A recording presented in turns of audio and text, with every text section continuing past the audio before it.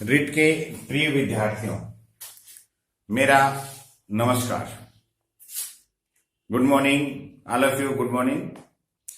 कल की क्लासेज में हमने पढ़ा था राजस्थान के अफवाह में सामान्य परिचय, राजस्थान के अफवाह का सामान्य परिचय। आज हम पढ़ेंगे अरब सागर का अफवाह तंत्र। और अरब सागर के अफवाह तंत्र में दो बातें बताई थी कि अरब सागर की ओर जो जाने वाली नदियां हैं अरब सागरी अफवाह तंत्र कहलाता है, और उसमें मुख्य रूप से 4 नदियां हैं जो कहां कहां गिरती हैं। कच्छ के रण में 2 नदी हैं, जो लूनी नदी और पश्चिम बनास नदी, जो कल परिचय बता दिया था। इनका सामान्य परिचय बता दिया था कि किस ओर होता है, ये कच्छ का रण कहां है और खंबात की खाड़ी कहां पर है, ये कल की कक्षा में बता दी गई थी।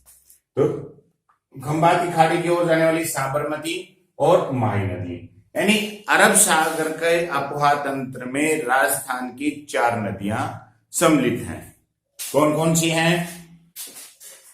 लूनी नदी, पश्चिम बनास नदी, साबरमती और माही नदी। इसमें सबसे पहले हम लूनी नदी का वर्णन करते हैं। आओ चलें लूनी नदी। प्रिय विद्यार्थियों, लूनी नदी की चर्चा कर रहे हैं। तो देखो, नदी के बारे में जानने से पहले सबसे पहले हमें किन किन बिंदुओं को जानना आवश्यक है।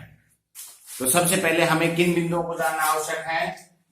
जैसे लूनी नदी है, लूनी नदी के उपनाम क्या हैं, यानी किसी के नदी के बारे में पढ़ें सबसे पहले उसके उपनाम क्या हैं। जो भी उपनाम है उनके बारे में अध्ययन करेंगे।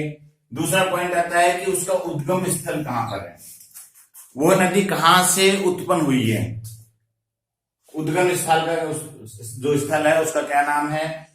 तीसरा पॉइंट पढ़ेंगे प्रवाह क्षेत्र, यानी वह नदी किन किन जिलों में से होकर बहती है। प्रवाह क्षेत्र कितने जिलों में है, 2 जिलों में है, 5 जिलों में है, 6 जिलों में है, उन जिलों का नाम पढ़ेंगे। फिर आता है अगला पॉइंट कि जो नदी बह रही है वो कहां समाप्त हो रही है, यानी कच्छ के रण में हो रही है, खंबात की खाड़ी में हो रही है, या बंगाल की खाड़ी में हो रही है, या इटावा में हो रही है, कहीं पर भी, तो उसका नाम पढ़ेंगे कि समाप्ति स्थल कहां पर है। फिर पढ़ेंगे उसकी विशेषताएं, किसी भी नदी क्या पढ़ेंगे, विशेषताएं, कि वो कि राजस्थान की सबसे बड़ी नदी है, या पूर्णतः राजस्थान में बहने वाली सबसे नदी है, या आंतरिक अफवाह की सबसे छोटी नदी है। ऐसे इसके बारे में पढ़ेंगे, नहीं उसकी विशेषताओं के बारे में पढ़ेंगे। और यदि उसके ऊपर बांध है तो उन बांधों का वर्णन करेंगे। तो ऐसे ही क्रमवाइज ये पॉइंट अपन पढ़ेंगे। 1 2 3 4 5 6 और लगभग 7वां है कि वो किन किन जिलों में भागीदारी निभाती है। तो इस पॉइंट के अनुसार हम पढ़ेंगे ताकि आपको समझने में आसानी हो। तो अब हम पढ़ते हैं कि राजस्थान की लूनी नदी और लूनी नदी के उपनाम। प्रिय विद्यार्थियों, जैसे लूनी नदी का उपनाम, लूनी नदी के उपनाम देखो, सबसे पहला आता है सागरमती। देखो, इस लूनी नदी को सबसे पहले जो मूल नाम था सागरमती, जो अभी बताएंगे कि नागपाड़ से जब एक नदी धारा के रूप में बहती है वहां पर इसको सागरमती कहते हैं। नागपाड़ से जब आती है तो उसका बताएंगे, आगे डिटेल में बताएंगे। तो सागरमती इसका प्रारंभिक नाम था। दूसरा इसका उपनाम है लवणवती। देखो, लवणवती इसको क्यों नाम दिया गया है?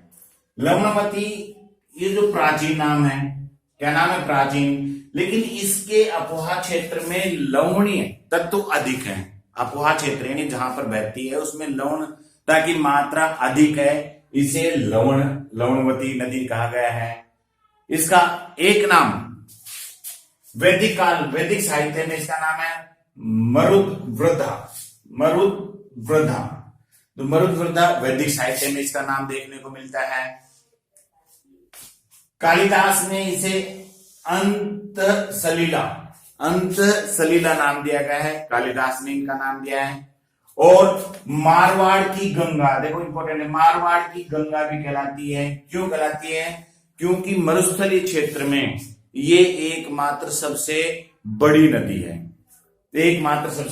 है, और इसे मीठी व खारी नदी भी कहते हैं। मीठी वो खारी नदी इसलिए कहा कहते हैं क्योंकि बालोतरा जो बाड़मेर में है वहां तक ये प्रवाहित होने के बाद इसका जो जल है वो खारा हो जाता है, इसलिए नागपाड़ से और बालोतरा तक मीठी और उसके बाद ये खारी हो जाती है, इसका जो जल है खारा हो जाता है, इसलिए इसको मीठी वो खारी नदी भी कहते हैं। तो देखो उपनाम में सागरमती, लवणती, मरुद्वृदा, अंत सलीला, मारवाड़ की गंगा, मीठी व खारी आदि नामों से जाना जाता है।